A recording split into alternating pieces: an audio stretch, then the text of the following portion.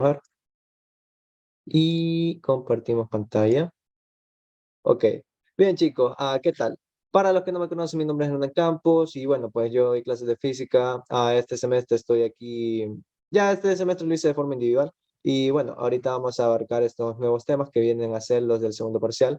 De tal forma que ahorita en clases pasadas ya habíamos cubierto el tema de momento de inercia para que las personas que de repente no sepan bien este tópico, pues vayan ahí con ciertos rellenos teóricos.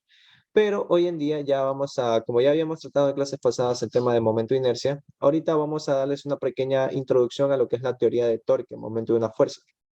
Y bueno, asimismo vamos a expresar el concepto de rodadura con y sin deslizamiento un poco más a fondo, que precisamente nos permite a nosotros distinguir en qué escenario un cuerpo está rodando con deslizamiento y sin deslizamiento. Además de ello, como bien les decía a los chicos hace un ratito, lo que nosotros tenemos aquí son una serie de ejercicios que no solamente nos van a permitir practicar un poco más este tema de cómo hallar el momento de inercia de un cuerpo, sino que también de una vez va a prepararlos para que ustedes empiecen a aplicar torque.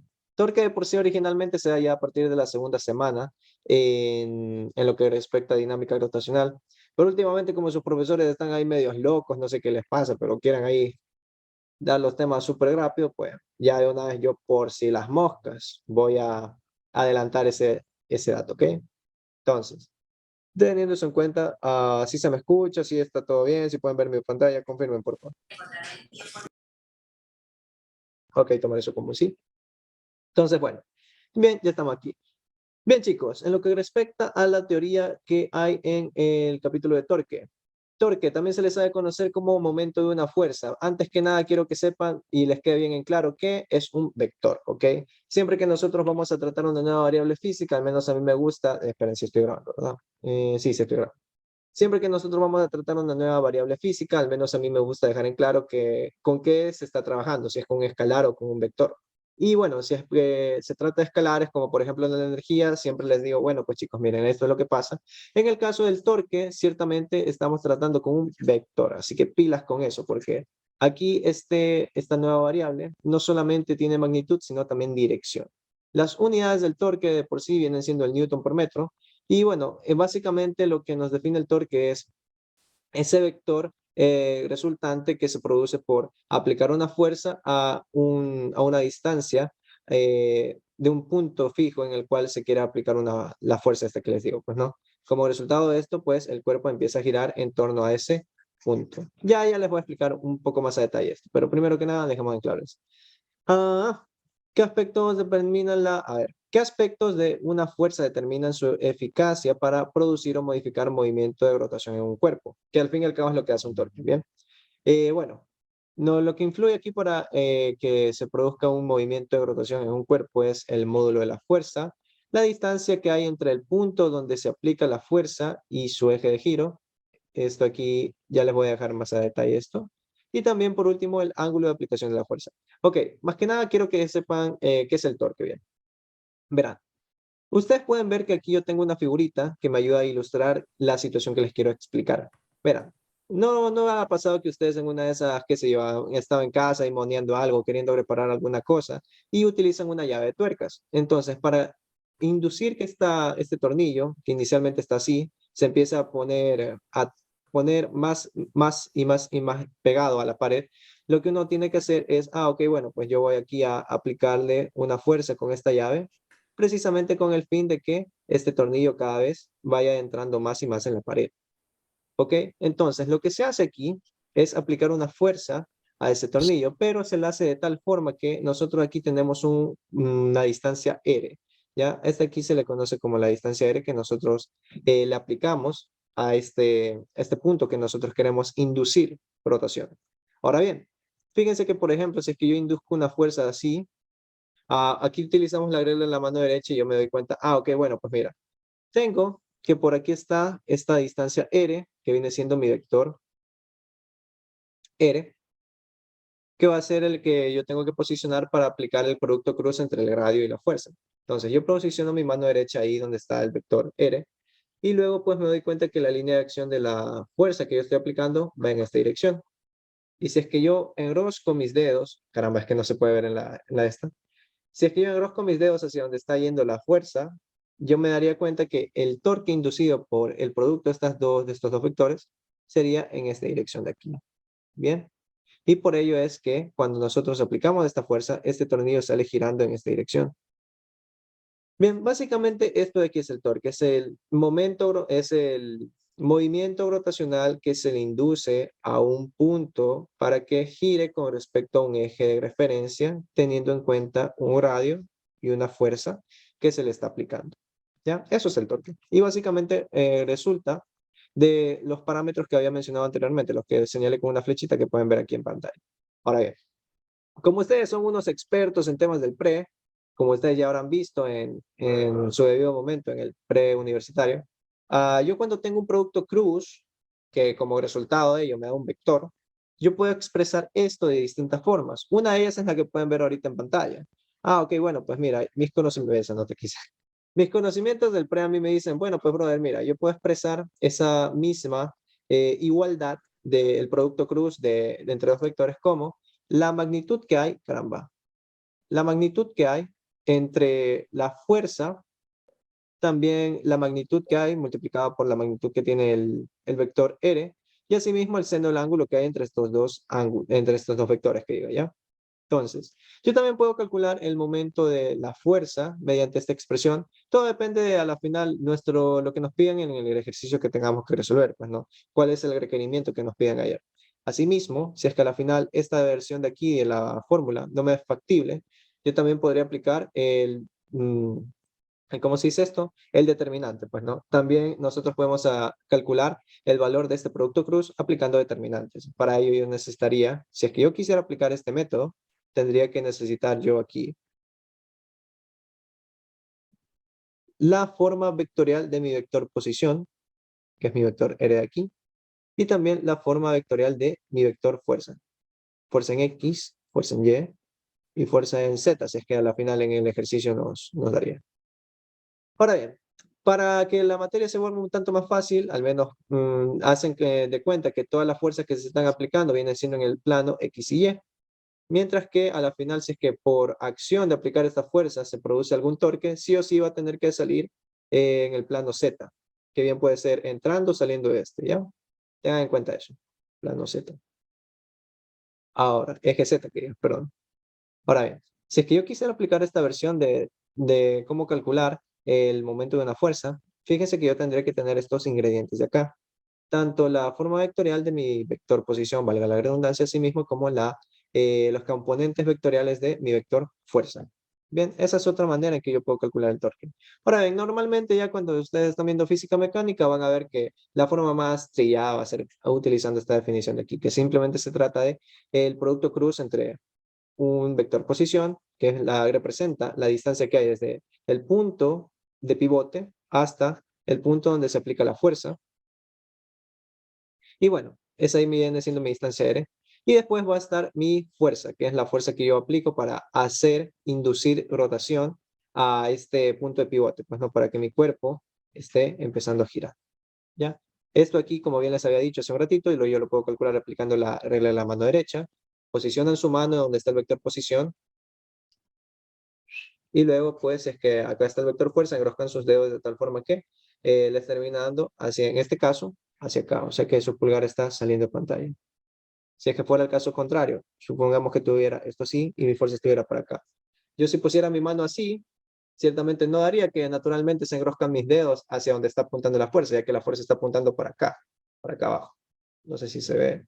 Para acá abajo está apuntando la fuerza. Entonces, ¿qué hago yo? Simple. Cambio la forma en que cambio la forma en la que estoy poniendo mi mano derecha y luego me doy cuenta que mis dedos se enroscan naturalmente hacia donde está aplicándose la fuerza. Y en ese caso, pues, como podrán ver, mi pulgar va hacia adentro de la pantalla. Por lo tanto, en ese caso, yo tendría que mi vector torque va en dirección contraria a la que teníamos aquí. En este caso sería así. Hasta ahí, chicos. ¿Tienen alguna duda o pregunta respecto a lo que hemos visto? ¿Algún concepto que de repente no les quedó claro? Cierto, les tenía que comentar también de que ya saben, pues cuando nosotros estamos aquí con un ángulo que es igual a cero, o sea, yo tengo aquí mi fuerza y por las mismas también tengo aquí mi vector posición, este torque va a ser como resultado cero, porque si se fijan, de acuerdo a lo que nosotros habíamos visto en el pre, el ángulo que tiene que haber entre la fuerza y el vector posición, bueno, entre dos vectores, si es que yo estoy aplicando producto cruz, tiene que ser diferente de cero para que este valor me dé un nuevo vector, pues, ¿no? Si es que al final el ángulo entre estos dos vectores es igual a cero, pues entonces yo tengo que estos dos vectores, tanto la fuerza como el vector posición, vienen siendo colineales. Y como tal, seno de cero es igual a cero. Por lo tanto, en ese caso no habría torque. Por otro lado, si es que al final yo tuviera que el ángulo que hay entre estos dos vectores es de 90 grados, yo tendría que el seno de 90 es igual a 1. Por lo que aquí yo tendría un torque máximo. Bien, porque si se fijan, si es que yo tengo aquí el punto donde quiero aplicar también tengo acá este es el de radio, y yo aplico una fuerza así. Yo podría descomponer esta fuerza de tal forma que tenga componente en X y componente en Y. Ahora bien, mi componente en X sería esta y mi componente en Y sería esta otra. Aquí con un ángulo con respecto al horizontal, claro está. Entonces yo me daría cuenta que aplicando lo que les acabo de decir, fíjense que la componente en X es colineal con respecto al vector posición, como pueden ver aquí. Yo tengo esta situación que les voy a graficar acá. Aquí está mi fuerza en X y acá está mi vector posición. Están colineales. Entonces verdaderamente el ángulo ahí va a terminar dándome un vector torque igual a cero. Y por otro lado, si es que yo tuviera el otro caso, el de la fuerza en Y, yo tendría que el ángulo entre estas dos viene siendo igual a 90. El seno de 90 es igual a 1, por lo tanto aquí yo tendría que el valor del torque sería simplemente la multiplicación de estos dos, al menos para hallar su magnitud, claro está. Chicos, dudas, preguntas, pregunten nomás, no se queden con dudas.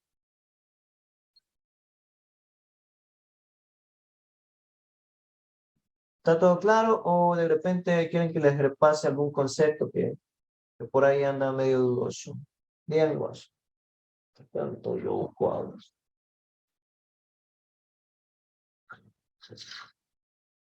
Chicos, Oh, claro. ¿todo claro? Ujú. Ok, ya, perfecto. Muchas gracias por su confirmación. Vamos ahorita a explicar un poquito más esto. Bien, continuando con lo que les decía, aquí yo en este PDF pues les dejo unos cuantos ejercicios, así son ejercicios súper básicos. Pero bueno, se los pongo así para que ustedes más o menos practiquen y más o menos se vayan induciendo así de cómo calcular estas nuevas variables que ustedes se enfrentan en este nuevo capítulo de física, pues, ¿no? Por ejemplo, aquí les pongo esta situación en la cual yo tengo una tuerca y bueno, pues le aplico aquí una fuerza con esta llave. Entonces, le aplico esta fuerza que va dirigida hacia abajo y yo les pregunto a ustedes, bueno, pues, ¿cuánto será el torque? Fíjense que yo para calcular el torque, al menos la magnitud de este torque, voy a tener que aplicar, bueno, pues el profe me había dicho que yo puedo resolver esto de la siguiente manera. Ciertamente yo puedo aplicar esto, resolver este problema aplicando esto en su forma de vectores, aplicarlo utilizando la forma en que multiplico la magnitud de uno por la magnitud de otro y el ángulo que hay entre ellos, esa también es otra forma, o también aplicando el producto cruz. Bueno, de hecho, serían una de estas dos, en esencia. Fíjense que en este caso lo que se ha hecho es lo siguiente, y de hecho para resolver cualquier problema de este tipo, yo les recomiendo el siguiente truco. Más adelante van a ver algo que se llama brazo de palanca. Y bueno, pues van a tener que aplicar algo similar a lo que voy a hacer justo en este instante, verán chicos. Yo tengo lo siguiente.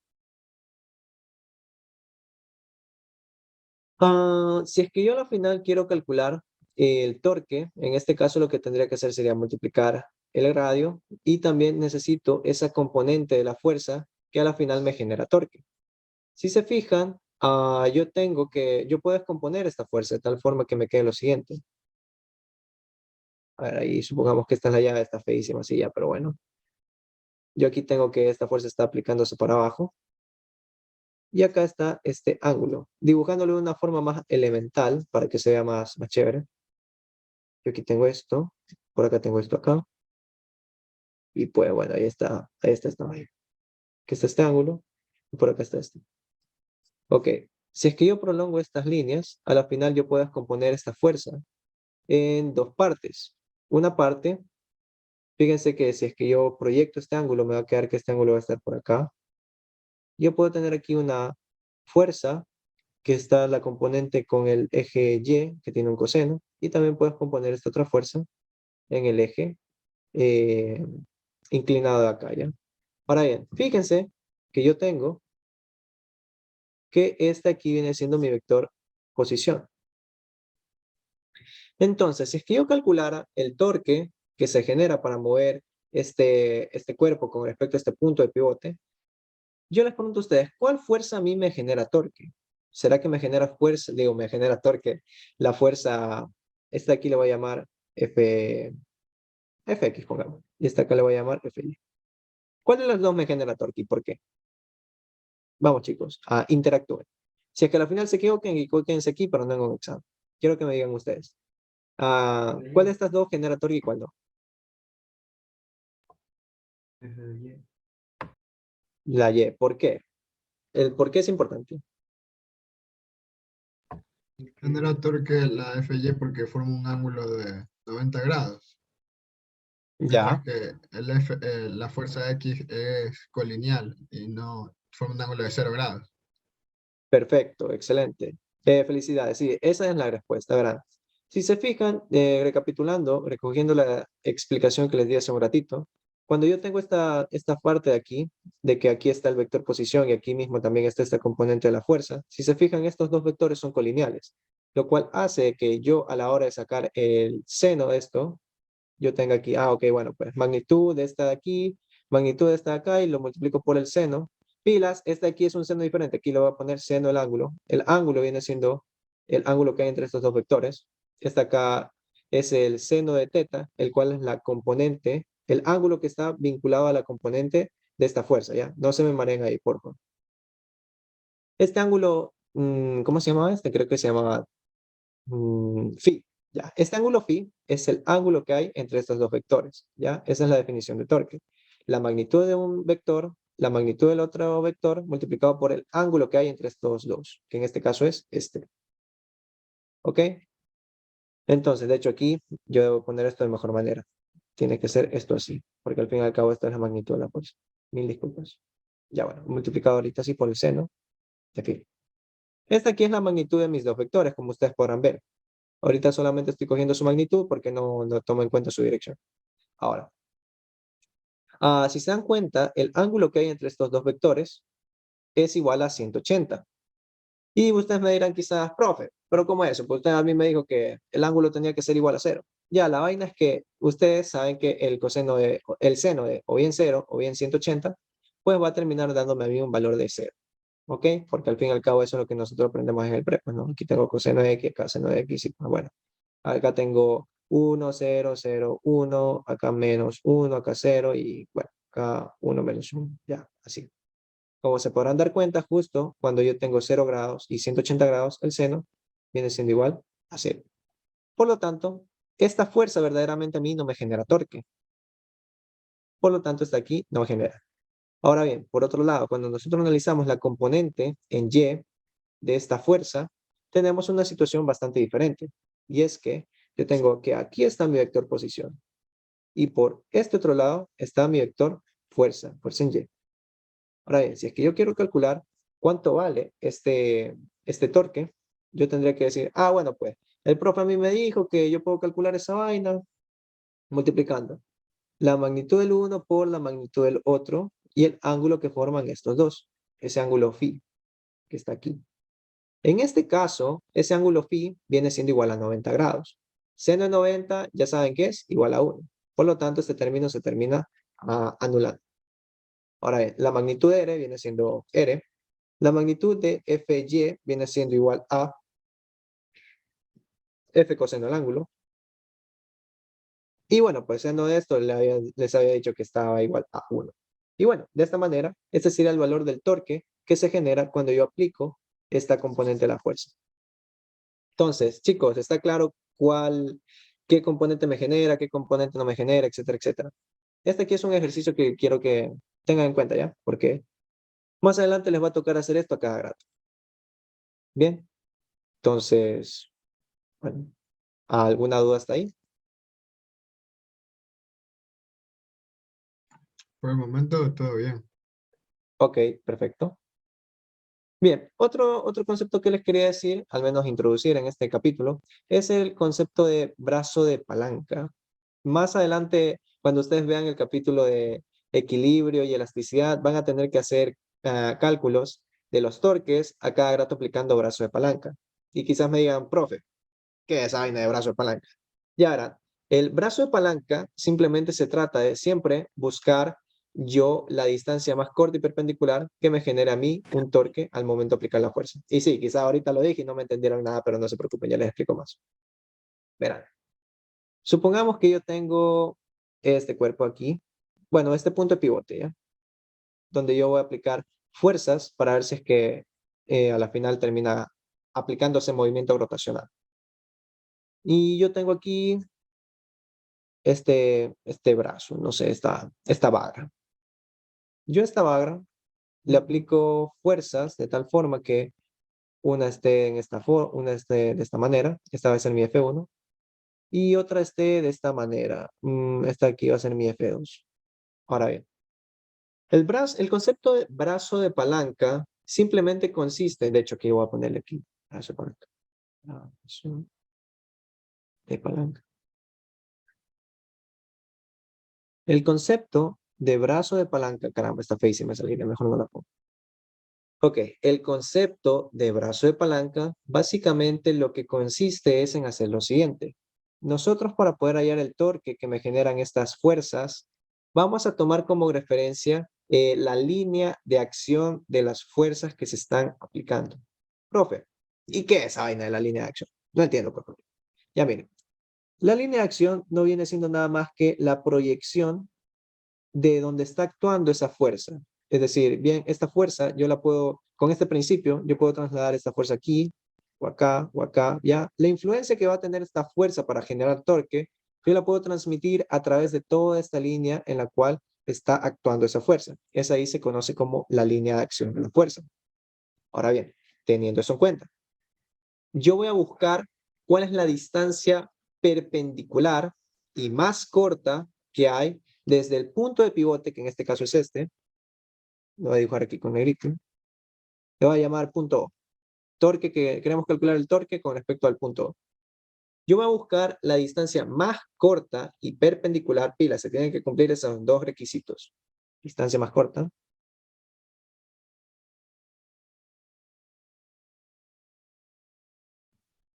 y perpendicular.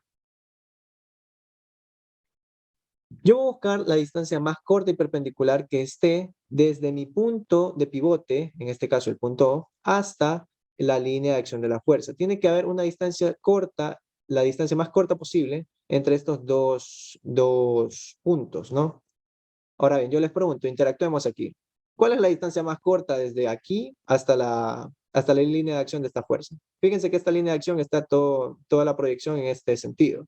Ya no es que yo busco una distancia así o una distancia así, porque busco precisamente la distancia más corta. Entonces yo les pregunto a ustedes ahorita, chicos, ¿cuál será la distancia más corta? Ahorita voy a ponerles opciones. Opción 1, la distancia más corta es esta. Ya está, aquí es mi opción 1. Opción 2, la distancia más corta y perpendicular es esta. Opción 3, la distancia más corta y perpendicular es esta. Opción 4, la distancia más corta y perpendicular es esta. ¿Cuál creen ustedes que sea la ganadora, la que le pega el tino a la definición que yo les he dicho? La 3, La 3. ¿Por qué la 3? porque la diagonal sería la más corta, que por ejemplo que la 2. Ajá, sí. De hecho, la 3, gracias por tu participación. De hecho, la 3, si se fijan, se formaría por el pitagorazo de estos dos lados. Aquí yo tengo, qué sé yo, me invento, este lado vale X, este lado de acá va a valer Y. Esta distancia acá va a ser X al cuadrado más Y al cuadrado. Y esto ciertamente va a ser mucho mayor que X. Aquí estamos buscando la distancia más corta y perpendicular. Pero no se preocupen, está bien, está bien, está bien. Está bien que aquí participe. Sí, efectivamente, en este caso es la 2. Muchas gracias por la participación de los estudiantes. En este caso viene siendo la 2, chicos. Verán, les explico por qué. Quizás se digan, profe, pero ¿cómo es eso? Pues, ¿por qué no es la 3? Quizás ahorita estén vinculando lo que hace un ratito les expliqué con que ustedes tenían que Tenían esto aquí, ok, bueno, pues yo tengo esta distancia aérea y pues por acá estoy aplicándole una fuerza ya. Ya, ok, mire, cuando nosotros aplicamos brazo de palanca, básicamente lo que nosotros hacemos es tomar en cuenta la línea de acción de la fuerza. Y todo va a ser en torno a la línea de acción de la fuerza. Entonces, yo con respecto a esta línea de acción de la fuerza busco el punto de pivote y busco cuál es la distancia más corta que hay de aquí a acá. Y tiene que ser perpendicular, pilas. Estos dos requisitos se tienen que cumplir. En este caso, sería esta de aquí. Si se fijan, estos dos requisitos se cumplen. No podría ser esta de acá porque esta de acá resulta ser una distancia incluso más grande que la que tengo acá. Y tampoco es perpendicular. Para que sea perpendicular tiene que ser literal 90 grados entre la línea de acción y el punto de pivote. Entonces, en este caso sería esta aquí. Tampoco puede ser esta de acá precisamente por lo que había explicado hace un ratito. Tiene que haber 90 grados aquí para que se cumpla la condición de que sean perpendiculares. Y mucho menos esta porque esta aquí me inventé ya como último recurso educativo, así que no, ninguna de esas es. La que sí es esta aquí que acabo de marcar de negrito. Cuando nosotros calculamos el brazo de palanca de esta fuerza, sería a la final, le vamos a llamar a este valor L. Para yo calcular la magnitud de ese torque que está causando esta fuerza, al aplicarse en esta línea de acción, ese torque a la final valdría lo siguiente. El brazo de palanca multiplicado por la fuerza. ¿Ok? Aquí estamos, recuerden que aquí estamos aplicando esta definición para hallar la magnitud de este torque. ¿Ok? Y bueno, de esa manera yo tendría el valor de el torque aplicado por esta fuerza aquí, F2. Ahora bien, yo les pregunto, ¿qué pasaría si es que ahora yo hiciera el mismo análisis, pero para determinar, bueno, pues cuál es el brazo de palanca de la fuerza F1? ¿Quién me dice? ¿Cuál es la distancia más corta y perpendicular que me genera, que se genera desde el punto de pivote hasta la línea de acción de F2? ¿Quién me dice? Vamos chicos, participen.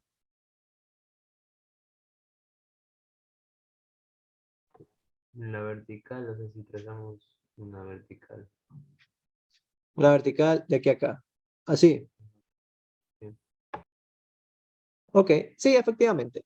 Esa ahí es la respuesta en este caso. Si se fijan, la única manera que yo obtenga una distancia, la distancia más corta y perpendicular desde el punto de pivote hasta donde está actuando la línea de acción de mi fuerza F1, viene siendo esta de aquí. No puede ser esta aquí, ni esta de acá, ni ninguna otra porque no cumplen los requisitos que habíamos dejado en claro que tenían que cumplir. Por lo tanto, el otro torque que me va a generar esta fuerza F1 sería, aquí le voy a poner que esto aquí genera un torque 2 y un torque 1, ¿no? Aquí esto va a ser torque 2 y acá va a ser torque 1. Sería L2 y acá L1.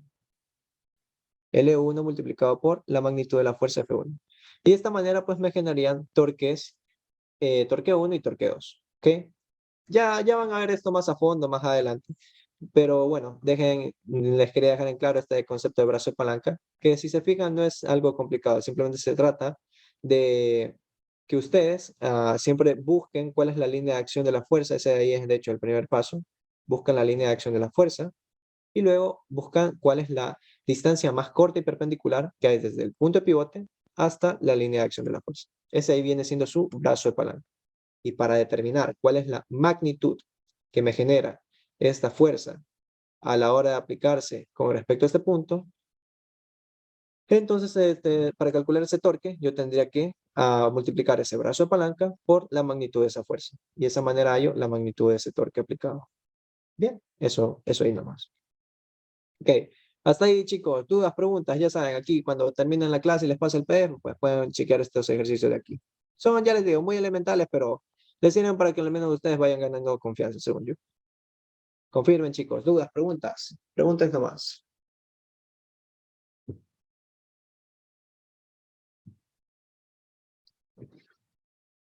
¿Dudas? ¿Preguntas?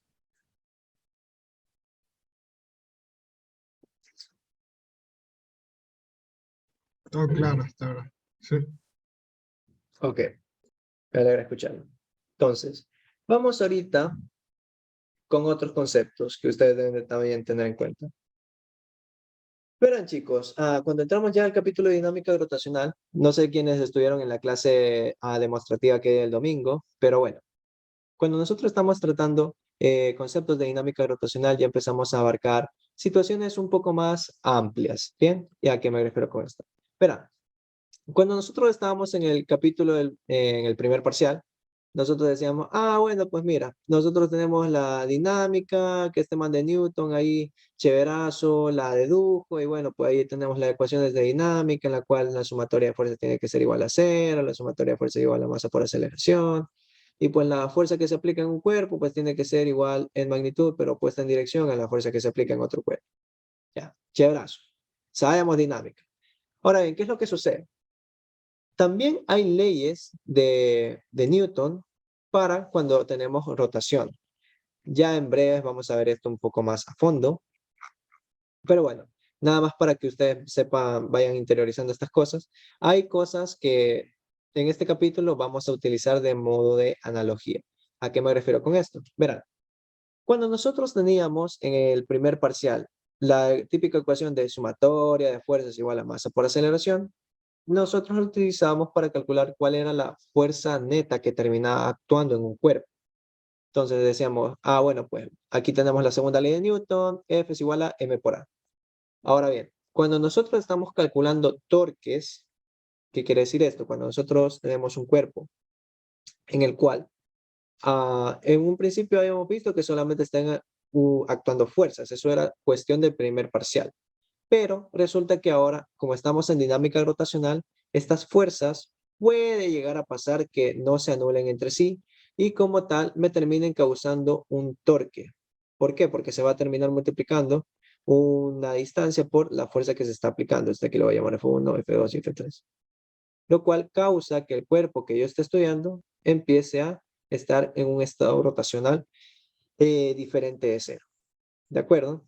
Cuando esto sucede, nosotros tenemos que aplicar nuestros conocimientos de dinámica rotacional para plantear las ecuaciones dinámicas que rigen el movimiento de esa partícula, o bueno, ese cuerpo de estudio. Es curioso que ustedes, si se fijan, yo tengo aquí que la fuerza va a ser análoga al torque, y es que, a ver, cuando ustedes ven las leyes de Newton para la rotación, tenemos que en un principio la sumatoria, esta aquí de hecho va a ser la primera ley. Déjenme ver si es que la aplico, les pongo un poco más acá abajito. Vamos a que leyes de Newton para la rotación. Leyes de Newton para la rotación. Ok, profe, ¿en qué consisten las leyes de Newton para la rotación? Bueno, pues ya les había dicho que ustedes esto aquí a estas alturas lo saben de memoria. Así que ahorita les voy a presentar lo nuevo de este capítulo. Verán, cuando nosotros ya vemos todas estas ecuaciones que hemos visto en el primer parcial, eran válidas y aplicables para cuando nosotros únicamente teníamos translación. ¿Ok? ¿A qué me refiero con traslación? Simple, un cuerpo, el típico bloque que les decían, un bloque se desliza sobre una mesa, una superficie lisa, etcétera, etcétera. Si se fijan, este cuerpo solamente se trasladaba. ¿Ok? Solamente se trasladaba. En ningún momento este cuerpo en una de esas, yo que se empezaba a rotar y en una de esas describía un movimiento tipo así, en el cual a cada instante empezaba a dar vueltas. No, no, no, no. Eso nunca pasaba en el primer parcial. Bien. No obstante, estamos en el segundo parcial. Así que pilas. Ahorita resulta que no solamente vamos a tener cuerpos que van a estar en traslación, sino que también vamos a tener cuerpos que van a estar en rotación. Y ahora a ver, si es que a la final un cuerpo está rotando, es porque hay ahí una fuerza que está siendo multiplicada por un vector X, un vector R, ¿ya? Que precisamente me genera un torque. ¿De acuerdo? Acá en cambio, en traslación, nosotros teníamos, bueno, pues mira, este cuerpo se está moviendo y si es que se está moviendo es porque está yendo con una aceleración en determinado eje, por lo tanto tiene que haber una fuerza neta que esté actuando ahí, ¿ya? Esto al menos para que la segunda ley de Newton esté aplicable, ¿ya? Ahora bien, lo mismo va a pasar acá en rotación. Si es que al final un cuerpo está rodando de tal forma que hay aceleración de por medio, vamos a tener lo siguiente. Acá va a tener sumatoria de torques, tiene que ser igual a 0. Sumatoria de torques es igual a momento de inercia por la aceleración angular. Y acá, bueno, pues, bueno, esto acá sería algo así como los torques internos. Torques internos. Bueno, es ahí, los torques internos terminan siendo siempre igual a 0. Es como, bueno. Ok, retomando con lo que habíamos visto en la grabación, yo les había dicho de que, bueno, pues chicos, miren, a la final, si es que nosotros tenemos que aquí, tenemos un cuerpo en el cual están actuando torques, yo tengo aquí dos situaciones, así como cuando yo tenía en dinámica del primer parcial. Resulta que puede llegar a pasar de que yo, por ejemplo, tenga un cuerpo que esté rotando, pero esté rotando de tal forma que su velocidad angular es constante. Si es que eso llega a pasar, ¿qué quiere decir? Es un análogo a lo que pasaba en el primer parcial.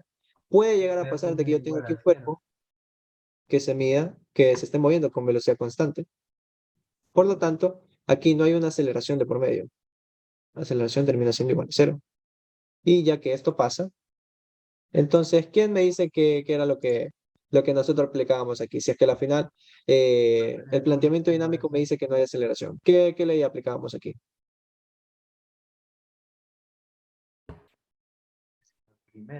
La primera ley de inercia. Ok. Aplicamos aquí sumatoria de fuerzas es igual a 0. ¿Por qué? Porque no había una aceleración de por medio y si es que teníamos que hacer un planteamiento dinámico, pues me queda que la sumatoria de fuerzas que están actuando en este cuerpo era igual a 0. De igual manera, si es que yo tengo que hay un cuerpo presente que está rodando con velocidad angular constante, entonces cuando yo planteo la ecuación de sumatoria de torques, me sale que aquí no hay una aceleración angular de por medio. Como esta aceleración angular es igual a 0, entonces verdaderamente aquí esto se termina reduciendo a lo que yo tengo acá arriba. De igual manera que como cuando yo tenía en traslación, que un cuerpo está actuando una aceleración igual a 0, o sea que no actúa ninguna aceleración. Ya que no actuaba ninguna aceleración, este término pasaba a ser 0 y anulaba a la masa, lo cual hacía que yo caiga en la primera ley de Newton.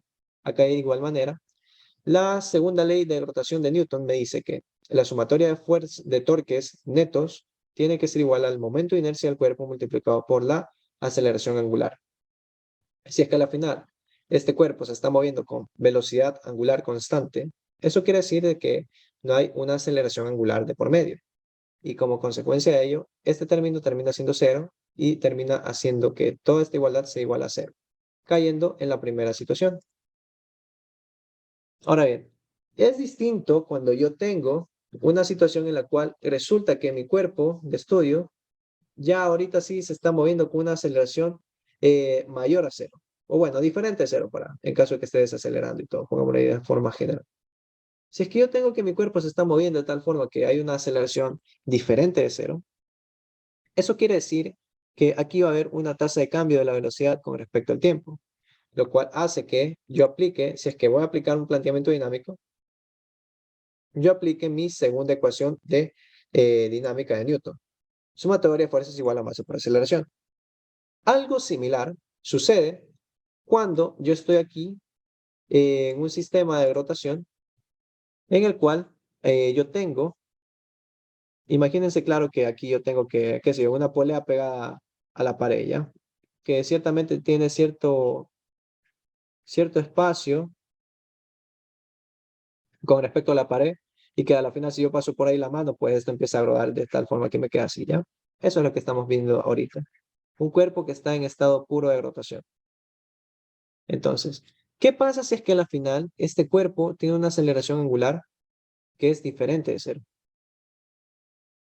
Si es que a la final esto sucede, lo que va a pasar es que la velocidad angular va a variar con respecto al tiempo. ¿Por qué? Porque está presente una aceleración diferente a 0. Y como tal, yo voy a tener que este término de aquí no va a ser igual a 0.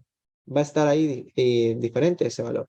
Por lo tanto, aquí yo aplicaría mi ecuación de rotación de ecuación de dinámica gravitacional, mi segunda ecuación de dinámica gravitacional. ¿Qué me quiere decir? Que la sumatoria de torques netos que hay en mi sistema tiene que ser igual al momento de inercia multiplicado por la aceleración angular. Como podrán ver, esto de aquí es un análogo de lo que hemos visto en el primer parcial. Si se fijan, aquí yo tengo que la fuerza es análoga al torque, la masa es análoga al momento de inercia y la aceleración lineal que habíamos visto en el primer parcial es análoga a la aceleración angular. Ahora bien, también teníamos en las primeras clases que había dado yo el domingo, les había dicho que, ok chicos, en este capítulo introducimos una nueva, bueno, sí, digamos que una nueva energía, que de nada, verdaderamente no tiene nada. Porque al fin y al cabo, cuando nosotros estábamos en el primer parcial, nosotros calculábamos la energía cinética de un cuerpo. Bueno, pues mira, yo tengo aquí esta partícula que tiene una velocidad de 10 metros sobre segundo y pues quiero saber cuánto es su energía cinética en este intervalo. Ok, entonces nosotros cogíamos la masa de la partícula, lo multiplicábamos por un medio y tomábamos la rapidez de la partícula y ya listo, teníamos la energía cinética de esa partícula. Ahora bien, ¿qué es lo que pasaba?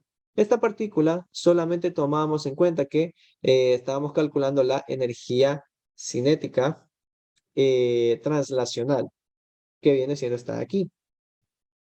Ahora bien, cuando nosotros estamos analizando un cuerpo que no solamente se está moviendo, no solamente se está trasladando, sino que también está rotando, se me hace corto a mí aplicar esta definición de energía cinética. ¿Por qué? Porque mi cuerpo no solamente se está trasladando, sino que también está rotando mientras que lo hace. Por lo tanto, aquí yo voy a tener que calcular también la energía cinética rotacional, que es de hecho lo que vemos aquí. Y si se fijan, es un análogo a lo que habíamos visto en el primer parcial. La masa es análoga al momento de inercia y la velocidad lineal que yo tenía aquí elevado al cuadrado viene siendo análoga a la velocidad angular al cuadrado que bien pueden ver en esta fórmula de energía cinética gravitacional. Hoy en día, si es que nosotros analizáramos un problema en el cual nos dicen, ¿sabes qué, brother? Yo tengo una esfera que está rodando y trasladándose al mismo tiempo y me piden a mí calcular cuál es la energía cinética. Lo que yo tendría que hacer sería, bueno, pues el profe me dijo que esto aquí es la sumatoria de la energía cinética translacional más la energía cinética rotacional. Aplico esta aquí y aplico esta de acá. Y de esa forma ya tengo cuál es la energía cinética de mi sistema. Si es que, claro, así me lo pidiera el problema, pues, ¿no? Hasta ahí, chicos, ¿tienen alguna duda respecto a lo que yo les acabo de explicar? Pregunten nomás, pregunten. Ya mismo se me acaba la batería.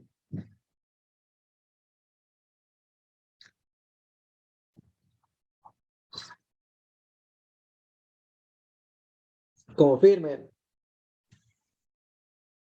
¿Todo claro? Sí, Sí, de todo repente. claro. Ok, a los demás estudiantes sí está todo claro. Por ejemplo, a ver qué dice el chat. Todo claro, profe. Ok. Entonces supongo que sí está claro. Bueno, ya que tenemos claro estos conceptos de aquí. Cierto, algo que me olvidaba de mencionarles.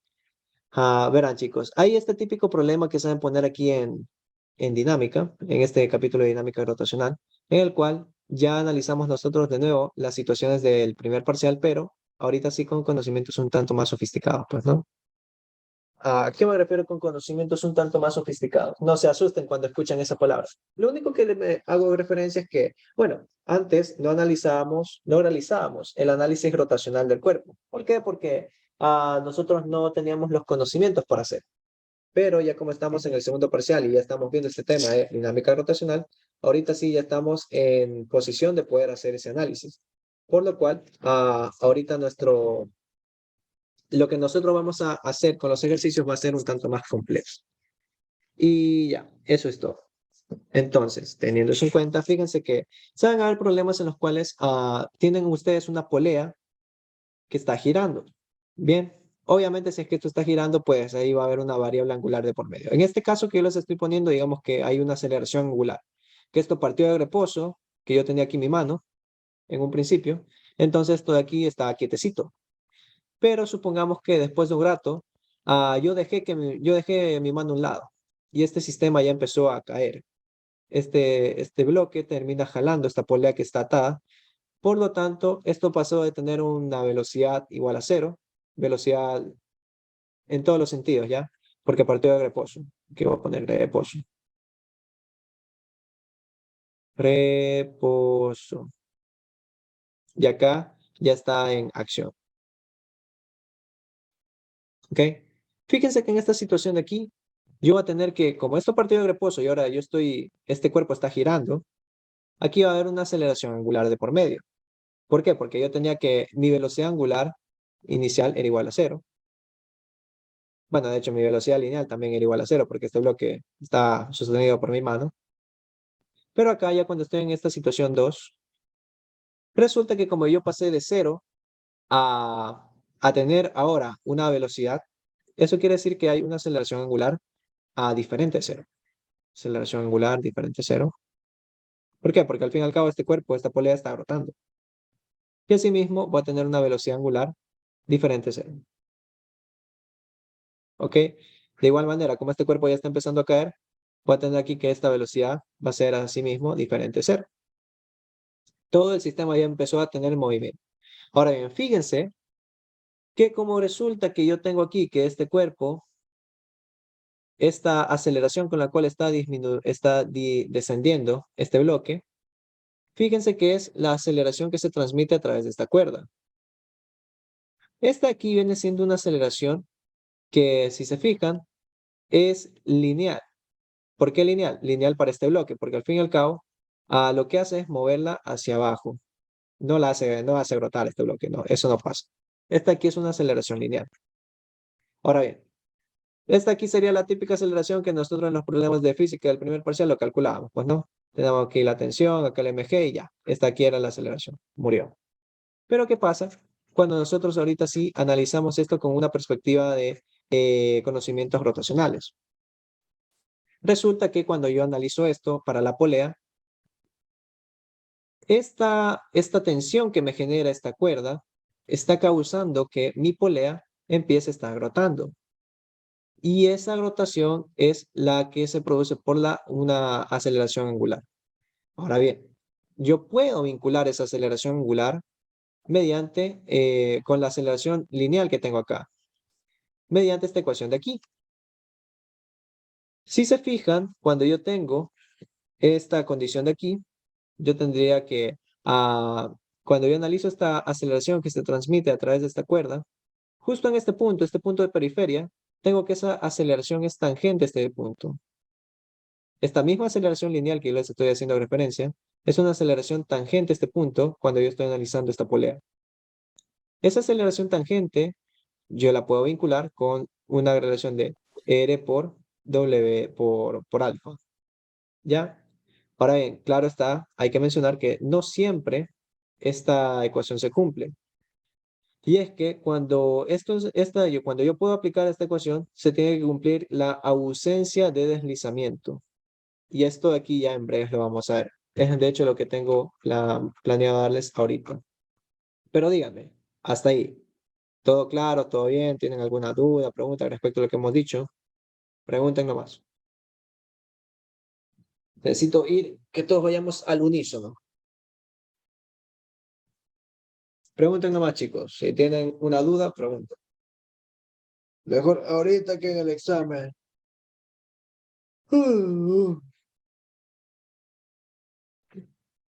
¿Dudas, chicos? ¿Preguntas? Sí, ese es profe, nomás, siga. Ok, bien. Ok, quizás ahorita ustedes se estén preguntando, bueno, pues ¿y qué es esa vaina de que sí, que ausencia de deslizamiento, rodadura con deslizamiento, sin deslizamiento? No entiendo. Ya miren, rodadura con y sin deslizamiento es lo siguiente que les voy a explicar. Para ello, miren, vamos a analizar primero la situación de rodadura sin deslizamiento. ¿Qué es la rodadura sin deslizamiento? Simple. Resulta que esta condición se cumple cuando yo tengo lo siguiente. Imagínense que yo tengo un cuerpo que está rodando con respecto al suelo. En un instante de tiempo yo tengo que este punto está tocando el suelo. Este de aquí lo vamos a llamar punto 1. Resulta que esta pelota siguió rodando Y ahora ese punto 1 está por acá. Acá yo tengo un punto 2, un punto 3, un punto 4. Cada uno de ellos, pues, toca el suelo instantáneamente cuando está rodando.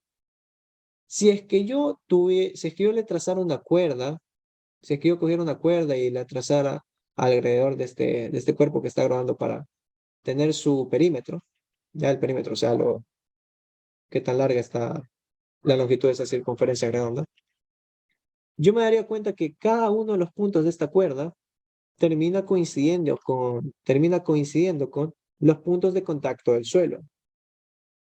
En ningún momento pasa que esta cuerda hipotética patina, es decir, pasa esto, que en una de esas se desfase.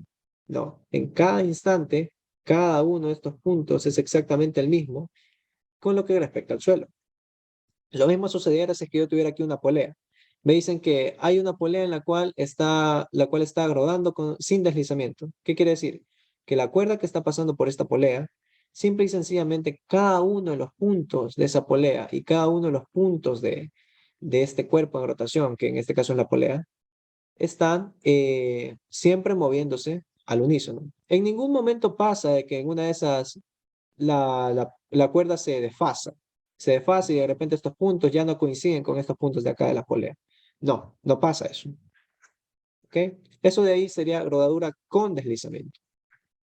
Entonces, teniendo en cuenta esta condición, cuando se cumple que yo tengo rodadura sin deslizamiento, yo puedo aplicar las siguientes ecuaciones. Estas de aquí. Esta aquí es de hecho la condición de oro para las situaciones de rodadura sin deslizamiento. ¿Ok? Nada más tengan en cuenta eso. El arco que recorre la polea es un giro en la misma distancia que recorre la cuerda. Por ello, por esta situación de aquí que les acabo de decir, se cumple que la velocidad, bueno, en un principio se cumple esto, ¿ya? La longitud de arco S que se recorre mientras que la cuerda está bajando, viene siendo la misma que la longitud de arco que recorre la polea cuando está girando. Entonces yo puedo relacionar eso como el radio que tengo aquí multiplicado por qué tanto se desplaza angularmente este cuerpo. Si es que yo derivara esa expresión, pues yo tendría, bueno, pues mira, yo derivo esto y me termina dando esta expresión de acá. Derivar esto con respecto al tiempo, claro está. Me termina dando esta expresión de acá. Y si yo volviera a derivar eso, me termina dando esta expresión. ¿Ok? Entonces, como podrán ver, todo esto aquí, todas estas tres condiciones se cumplen siempre y cuando yo esté en rodadura sin deslizamiento. ¿Y qué es la rodadura sin deslizamiento? Es esa situación en la cual cada uno de los puntos de contacto de mi cuerpo con respecto a una superficie o una cuerda o una polea, lo que sea, recorren exactamente la misma cantidad de espacio, de tal forma que no hay ningún desfase. ¿Ok? Eso ahí viene siendo rodadura sin deslizamiento. En términos prácticos, claro está. Ahora bien, vamos a analizar ahorita rodadura con deslizamiento. Pilas con esto, con deslizamiento. No sé si ustedes habrán visto en los autos de carrera o en la televisión, no sé. No sé si ustedes habrán visto, pero cuando uno está conduciendo a grandes velocidades y en una de esas resulta que, qué sé yo, vio que el semáforo estaba en roja. No pasa, de hecho eso creo que sería verde ya. Bueno, el semáforo está en roja, ya, chicos, háganse la idea que está en roja. Roja, roja, roja, triple roja. Justo llega el semáforo y se pone roja. ¿Qué es lo que pasa con las llantas? En una de esas de la nada, frenan a raya. Y como tal, si es que al final iba a una gran velocidad, aquí se termina esparciendo calor, empieza a salir humo de la rueda. Esto se ve más cuando estamos en carros de carreras. ¿Ok? Pero ¿cuál es la magia detrás de lo que les acabo de decir? ¿Cuál es el análisis que ustedes tienen que hacer cuando esto aquí sucede? Simple. Verán, cuando yo estoy en rodadura sin deslizamiento, estamos de nuevo en el caso aéreo, resulta que este punto que yo les había dicho, este es mi punto 1, chicos, está en contacto con el suelo. Luego pasa a mi punto 2, 3, 4 y a cada uno de ellos está en contacto instantáneo con el suelo. La razón por la cual ellos están en contacto instantáneo con el suelo es porque verdaderamente aquí está actuando una fuerza de fricción estática. La fuerza de fricción estática está ahí presente, pero este punto con respecto al suelo no se está deslizando, no es que pasa el tiempo y se está deslizando, así como cuando uno degrapa con una rueda, como en este caso acá, que ya estamos en rodadura con deslizamiento. En rodadura con deslizamiento, este punto de contacto, como yo frené a Graya, este punto de contacto con el suelo se termina siendo un recorrido. Un recorrido que hace que aquí a la final no esté actuando una fuerza de fricción estática, sino que más bien está actuando una fuerza de fricción cinética. ¿Ok? Como está actuando una fuerza de fricción cinética, resulta que aquí se está perdiendo energía. ¿Por qué? Porque yo tengo que mi fuerza de fricción cinética es una fuerza no conservativa. Como se está aplicando una fuerza no conservativa, y de hecho este punto se está deslizando con respecto al suelo, está recorriendo una distancia delta X, yo tengo que esta fuerza de fricción cinética multiplicada por este delta X que se desplazó este punto, se deslizó ese punto, rodadura con deslizamiento, ahí viene el nombre. Yo tengo que esta fuerza no conservativa me va a generar un trabajo de una fuerza no conservativa. Y como está este trabajo presente en mi sistema, resulta que la energía no se conserva. ¿Ok? Si es que esto a la final pasa, lo que va a suceder es que se va a perder energía en mi sistema. Y es de hecho por eso la razón que cuando ustedes ven frenar a Graya, a un cabro, pues se dan cuenta que el cabro de la nada empieza a botar así humo, empieza a botar calor, más que nada, ¿ya? Deja ahí un rastro de calor cuando hace esta frenada. Bien, lo que está pasando ahí es que ha actuado una fuerza de fricción cinética que ha hecho que este punto con respecto al suelo se deslice una distancia delta X. Eso ahí, si es que yo me acuerdo del capítulo de energía, hace que la multiplicación de este por este me dé un trabajo de una fuerza no conservativa, lo cual causa que la energía no se conserve en mi sistema. ¿Ok? Pilas con eso. Bueno, en esencia, rodadura con deslizamiento, pilas con deslizamiento, es esa situación en la cual a la final aquí sí hay un desfase. Sí hay un desfase, porque fíjense que recapitulando lo que habíamos visto en la situación número 1 de rodadura sin deslizamiento, yo tendría que, ok, aquí tengo una llanta y todo el rato cada uno de estos puntos instantáneos, estos puntos de contacto instantáneos con respecto al suelo, iban al unísono. Si es que yo trazara aquí un perímetro alrededor de esta circunferencia, yo tendría que cada uno de estos puntos con respecto al suelo coincidiría. Ahora bien, ¿qué es lo que sucede? En rodadura con deslizamiento no puede pasar eso. ¿Por qué? Porque si es que yo en un principio tenía que, bueno, pues mira, de aquí a acá coincide, pero en una de esas, este punto me hizo la grande. ¿Por qué? Porque ahí ya me hizo un desfase, ya este punto se puso a deslizar con respecto a tierra, con respecto al suelo, y ya yo no tengo el mismo orden de, bueno, pues mira, se cumplía que cada uno de estos puntos con respecto a este cuerpo se terminaba deslizando al unísono. No, moviéndose al unísono. No. Ahorita como esto en rodadura con deslizamiento, pues verdaderamente lo que pasa es esto. Actúa una fuerza de fricción cinética, se pierde energía y como tal no se conserva la energía mecánica. Ahora bien, ¿qué es lo que dice aquí? Caramba. La velocidad del punto de contacto con respecto al suelo es diferente a cero. Hay una fricción cinética que hace que el punto de contacto se disipe energía. Por lo tanto, la variación de la energía mecánica es diferente a cero. Por ende, ese punto se desliza y a esto se le conoce como rodadura con deslizamiento. ¿Ok? Ahora bien, vamos a explicar un poquito más a detalle esto. Fíjense que yo tengo aquí en un principio un movimiento translacional en donde solamente un cuerpo se está moviendo, no está rotando. Por otro lado, yo acabo de tener un cuerpo cuyo movimiento es puramente rotacional, no se está trasladando. ¿Ok? ¿Qué pasa si es que yo combino el movimiento tanto de rotación como de traslación? Yo voy a tener aquí que aquí puede haber dos situaciones, que este cuerpo se esté moviendo con rodadura con deslizamiento o con rodadura sin deslizamiento. Si es que yo analizo el movimiento de los puntos que recorre este cuerpo, yo me pongo así a analizar, bueno, pues qué pasa con los puntos que al final siempre están en el tope de este circulito, de este cuerpo que está rotando. Y yo analizo cómo se mueve este cuerpo en su trayectoria, yo me daría cuenta que este punto describe una trayectoria así conforme el cuerpo rueda. ¿Ok? Ahora bien, este aquí es un movimiento un tanto complejo de estudiar cuando nosotros vemos física, porque se le conoce como cicloide. Y bueno, ciertamente está un poco difícil, pues, ¿no? De estudiar o representar un movimiento en este capítulo, teniendo en cuenta esta trayectoria.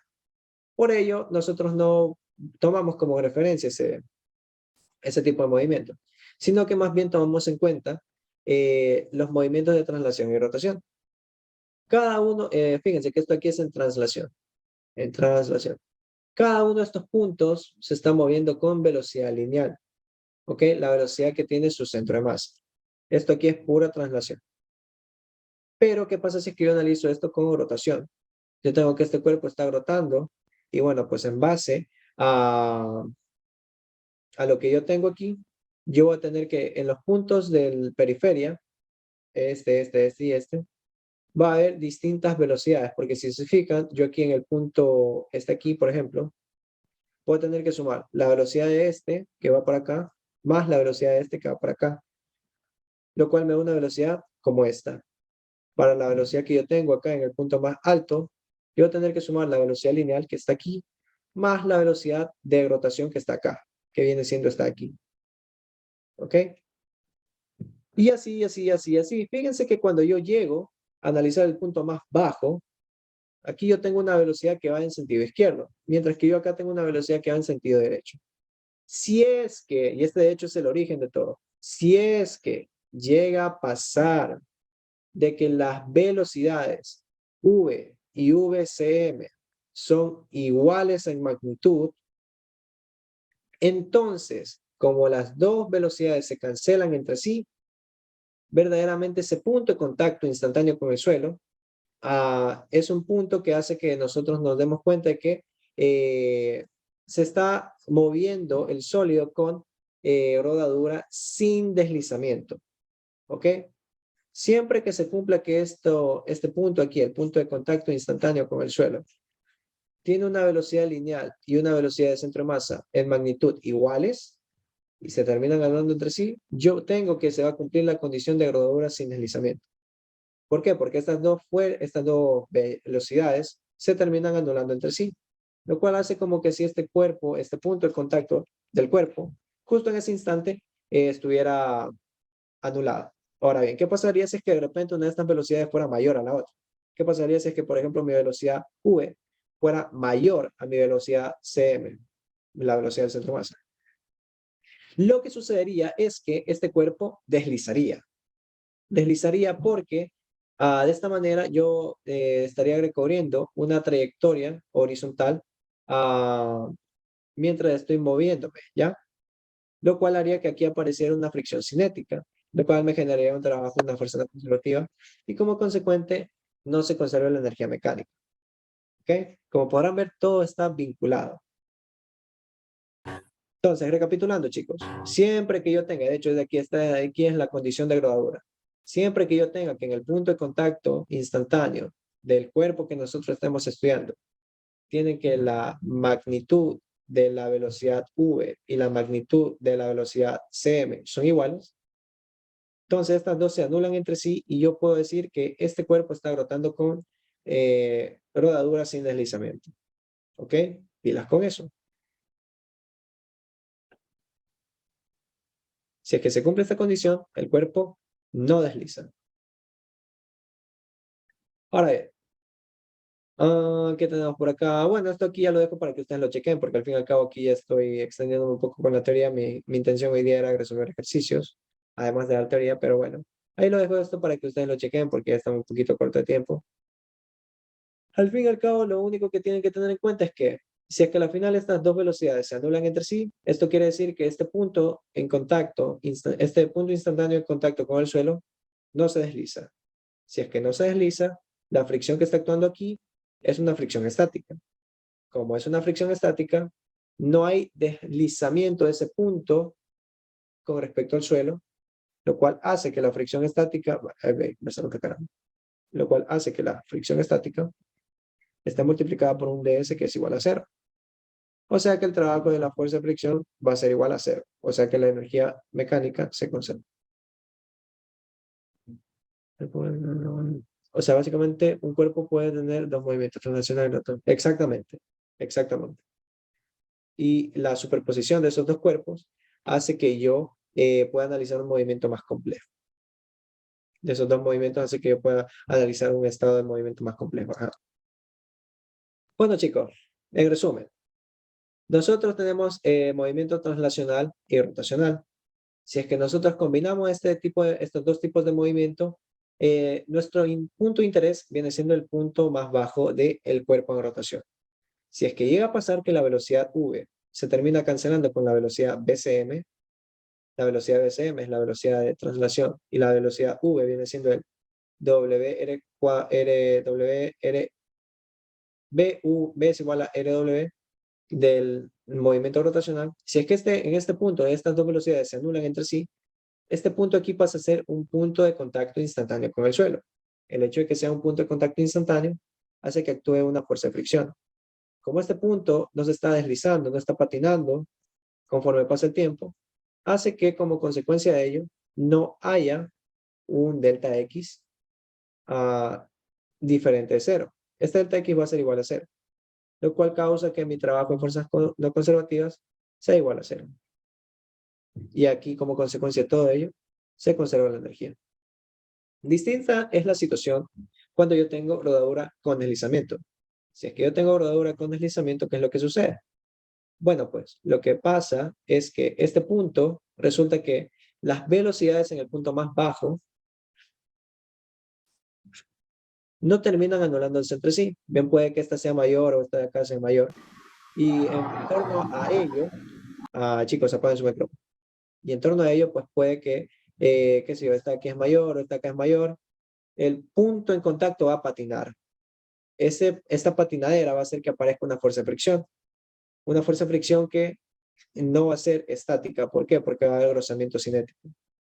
Lo cual hace que aparezca un delta X, que si es que yo lo multiplico por mi fuerza de fricción, me genera un trabajo de una fuerza no conservativa. Esa fuerza no conservativa, al existir en mi sistema, hace que la energía mecánica no se conserve.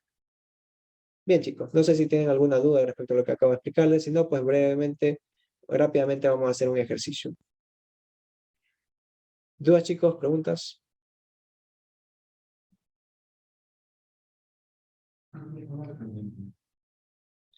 ¿Dudas, chicos? ¿Preguntas? No, no hay preguntas. ¿Se entendió todo? ¿Sí está bien? ¿Todo claro?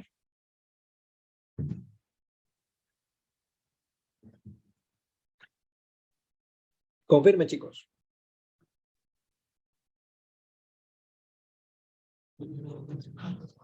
Chicos, digan algo, aunque sea un hola, profe, no sé. Sí, profe, está bien. Hola, profe. Ya, perfecto, que sí están vivos, ya me alegro. Bien, chicos, bien, les comento que me quedan, bueno, para los que no hayan estado a mí no hayan estado conmigo en las clases pasadas, les comento que son ahorita, bueno, la SPOL se supone al tener cuentas de la universidad, nosotros tenemos acceso ilimitado, pero parece ser que la SPOL como que este semestre no ha cancelado ese valor. Por lo cual, ahorita nosotros como estudiantes, pues tenemos Zooms con cierta limitación. Ahorita que yo estoy haciendo esta clase, me sale que me quedan 6 minutos con 10 segundos para que la clase se termine. Y bueno, ciertamente yo no creo que vaya a ser capaz de explicar este ejercicio de forma desmenuzada en tan solo 6 minutos con 10 segundos. Por lo cual, lo que vamos a hacer es lo siguiente. Yo voy a cortar esta transmisión y les paso por WhatsApp un link, ¿ya? Si es que al final no saben cuál es mi número de WhatsApp, se los paso. Aquí en el chat lo pueden tener. Ustedes me escriben y me dicen, profe, yo estaba en su clase, pero la transmisión se cortó. Páseme el link de la nueva clase para ver cómo se resuelve ese ejercicio que usted decía. Ya copien ese número que les pasé por chat del Zoom. Y bueno, de esa manera pueden tener acceso al link, ¿no? Al fin y al cabo, esta clase es gratis. Cualquiera puede tener acceso, pero para que ustedes lleguen primero, ahí me escriben, ¿ya? Entonces, teniendo eso en cuenta, sí, ya simplemente aquí me va a quedar terminar ese ejercicio que les digo y ya con eso hasta las 8:30 se acabaría la clase, chicos. Entonces, pilas. Ahorita le voy a dar por cortar la grabación, les paso el nuevo link y se unen para ver cómo se resuelve este ejercicio aquí, que es de momento inercia, ¿ya? Pilas. En breve nos vemos. Bien. Y bueno, ya dándole culminación, chicos, de esta clase de aquí, vamos a resolver este ejercicio. Originalmente tenía planeado dar más ejercicios para que de esta manera ustedes vayan mejor preparados, pero bueno, hay cualquier duda que tengan, me escriben por WhatsApp y apenas yo tenga tiempo, pues les contesto. Ahora bien, vamos a resolver este ejercicio aquí, que me dice, más que nada es de momento de inercia, sobre el cálculo de momento de inercia, para que ustedes sepan más o menos cómo se calcula, ¿no? Me dicen, vamos a dibujar aquí bien chévere. Me dicen, tengo una barrera de longitud L y masa M, datazo, que gira en uno de sus extremos. En este caso sería este. En el otro se encuentra pegado una esfera de radio R y masa M, como se muestra en la figura. Calcula el momento de inercia del sistema respecto al punto O. Ok, chicos, para los que están conmigo ya saben qué proceso se tiene que llevar más o menos a cabo para resolver este tipo de problemas. ¿Quién me dice cuál es el primer paso que yo tendría que hacer? Es decir, ¿qué se les viene a la mente para resolver este problema? Vamos, los escucho. Díganme ustedes, ¿qué se resuelve? ¿Cómo se resuelve? Steiner al ojo. Muy bien, sí. Efectivamente, para la resolución de este problema vamos a tener que utilizar Steiner. Ahora bien, ¿cuál sería el primer paso que tenemos que aplicar?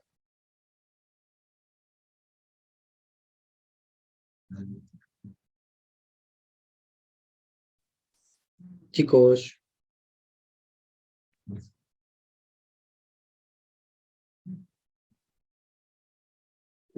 Ok, bueno, como estamos un poco cortos de tiempo, vamos a resolverlo así de manera, pues no. Pero, para los que de repente no saben cómo resolver este tipo de problemas, lo que les digo, lo que les puedo decir es que para yo calcular el momento de inercia de todo este sistema con respecto a este punto de giro O, pues lo que deben de hacer es lo siguiente. El momento de inercia del sistema con respecto a O viene siendo igual al momento de inercia de la barra con respecto al punto O más el momento de inercia de la esfera con respecto al punto O. Ahora bien, profe, ¿y yo cómo sé cuánto vale estas dos vainas? Simple, lo podemos calcular. Al menos como estamos un poco cortos de tiempo, vamos a hacer esto lo más rápido posible. Si es que yo calculo cuánto vale el momento de inercia de esta barra con respecto al punto O. Originalmente lo que tendría que hacer sería aplicar Steiner, pero bueno, como yo sé que esta barra está girando en torno a este eje, pues bueno, yo sé que ese momento de inercia es al ojo. 1/3 de m por L al cuadrado. ¿Ya? Ese ahí es el momento de inercia de esta vara con respecto a este punto de origen. Y si no me cree, vaya y pregunte. Ahora, vamos allá al momento de inercia de la esfera con respecto al punto. Es decir, esta esfera está rotando con respecto a este punto de acá. Queremos saber ese momento de inercia. Ahorita sí, para yo determinar eso, necesito utilizar Steiner. ¿Qué me dice el teorema de Steiner? O el teorema de los ejes paralelos, de repente para los que están más acostumbrados a oírlo así. Lo que me dice el teorema de los ejes paralelos es, mira, brother, tú tienes aquí un cuerpo. Ese cuerpo está ahí con un eje que está pasando por el centro de masa.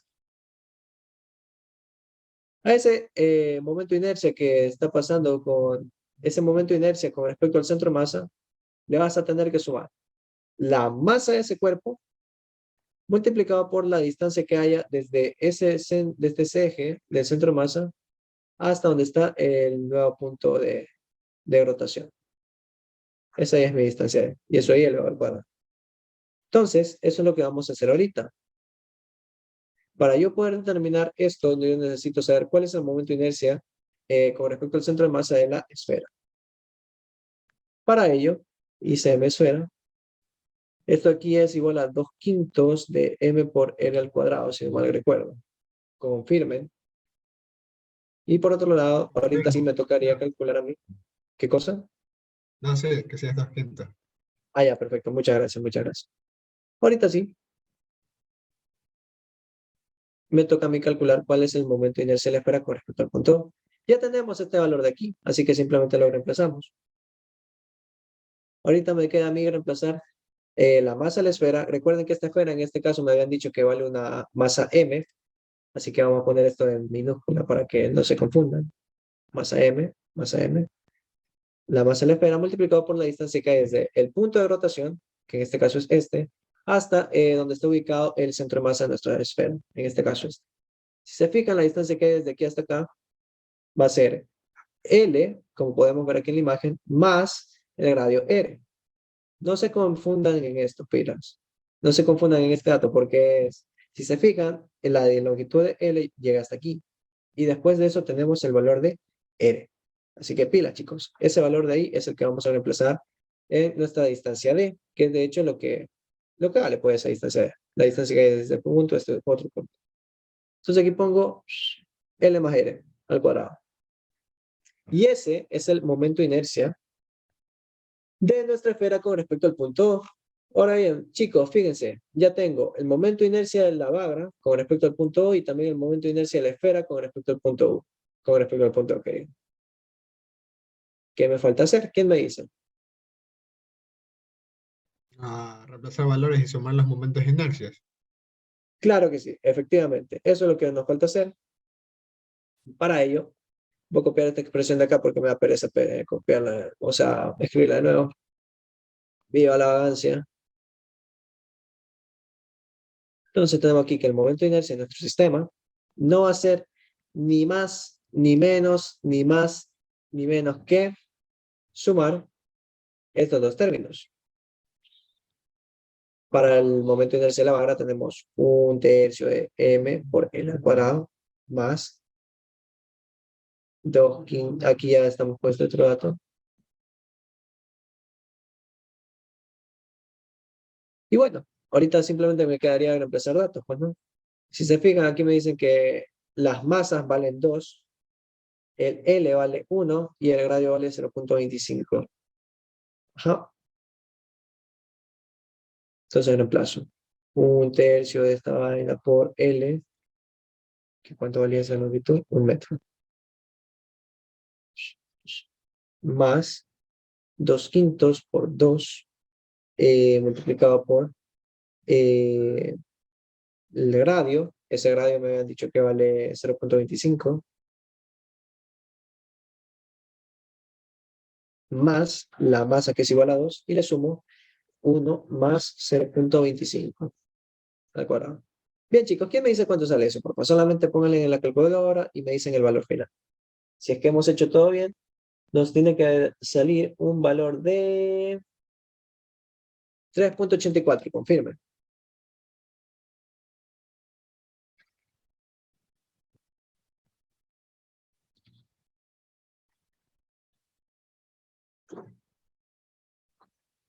Confirmen, chicos. ¿Les quedó eso?